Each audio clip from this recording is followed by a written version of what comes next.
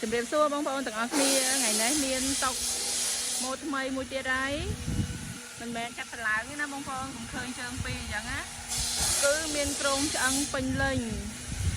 ប៉ុន្តែថាភ្ញៀវគាត់តំណពឲ្យយើងរុញក្រងឆ្អឹងខិតទៅខាងក្នុងចាបងប្អូនតំណបងប្អូននិយាយទៅអត់ទៅជើងទេបើសិនជាបងប្អូនរៀងជង្គង់ខ្ពស់អត់ទៅជើងទេជាមួយនឹងក្តារពណ៌ក្រម៉ៅបងប្អូនឬហៅពណ៌កាហ្វេក៏បានដែរហើយជាពិសេសទៅទៀតនោះគឺមានជើងសេរីបងប្អូនតុកប្រភេទនេះខ្ញុំដាក់ជើងសេរីស្រួលនៅពេលដែលផ្ទៃការ៉ូរបស់បងប្អូនអត់ស្មើអញ្ចឹងយើងអាចសេរីឡើងចុះទី1ទី2គឺការពារកុំឲ្យឆ្កូតនៅពេលដែលយើងអស់ចុះអស់ឡើងតែឆ្កូតឆ្នាំទៅនៅសល់តែដែកនៅពេលដែលយើងប្រើយូរទៅមានទឹកមានអីវាឆៃហើយអញ្ចឹងវាពិសេសត្រង់ហ្នឹងអាចកំងខ្នាតហើយនឹងពណ៌បានបងប្អូនត្រូវការកំងសូមតាក់ទងមកកាន់ page DIY ដានីឬឆាត Telegram នាងខ្ញុំផ្ទាល់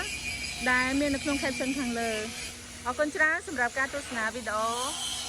ជម្រាបលាបាយបាយ